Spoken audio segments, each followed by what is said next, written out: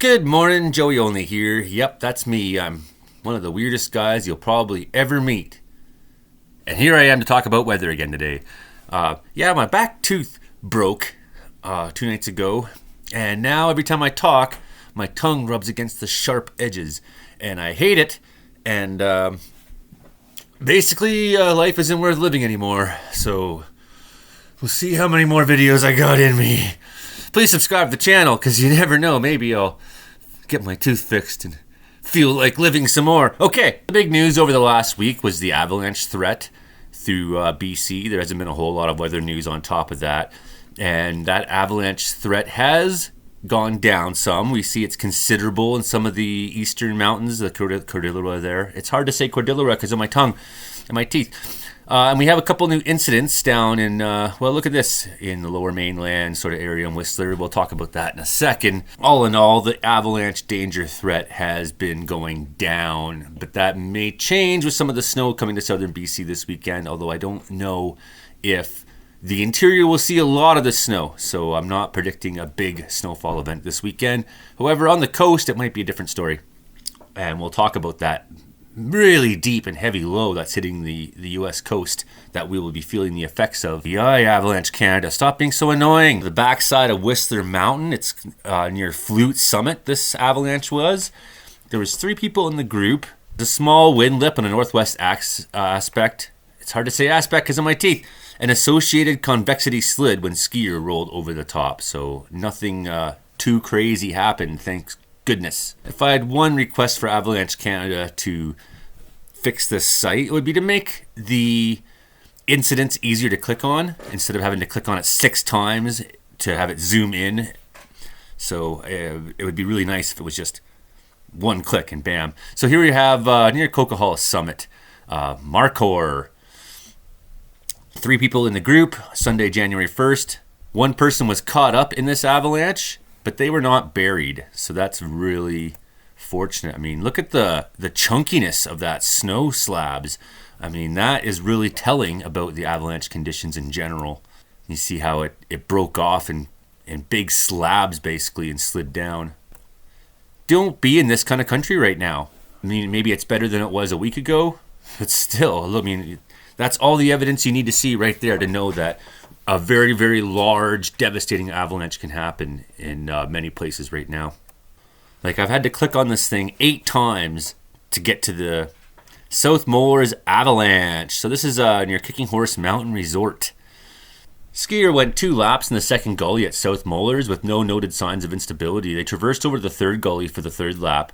Skier 1 entered the slope about 40 meters down from the top and made a couple turns when an avalanche was remote triggered above them from the top of the run. Skier was able to slide out of the slide and no one else was involved. After exiting the slide, the skier and partner noticed significant shooting cracks in the trees which were not present on the slope they had previously skied. It seemed the snowpack had changed significantly with just a slight change in aspect.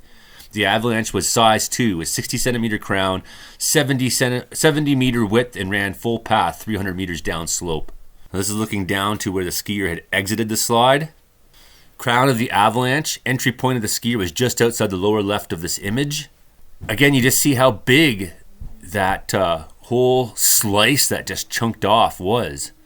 It's very telling, the nature of these slides, what they look like after. That's not just the whole thing that slid, that it really broke off in chunks. Well, when will the whole thing go? I mean, eventually one of these avalanches is going to kill someone. And this is the debris field afterwards. And again, this isn't extremely steep or crazy mountain scenery. Look at it. I mean, it looks fairly safe.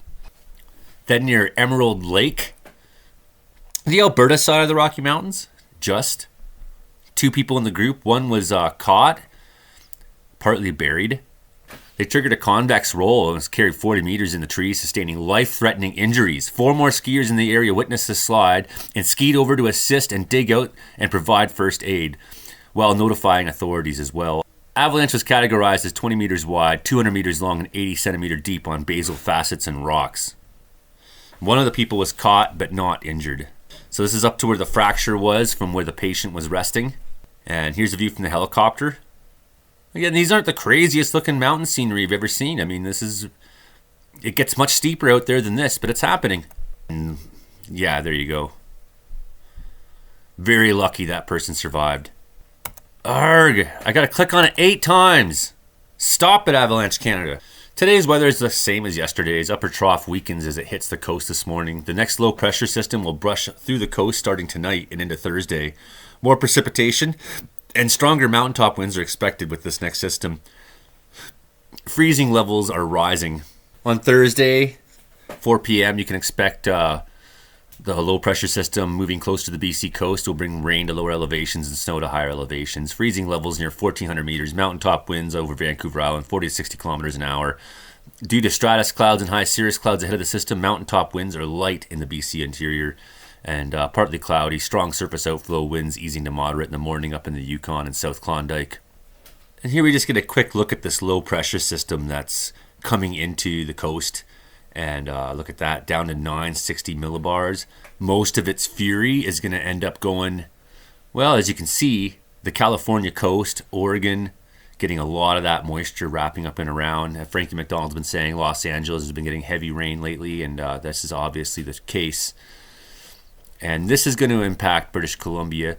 But as you can tell, we're not getting the full fury necessarily right away. You see strong winds along the coast especially, but the interior, we're kind of on the outside a little bit.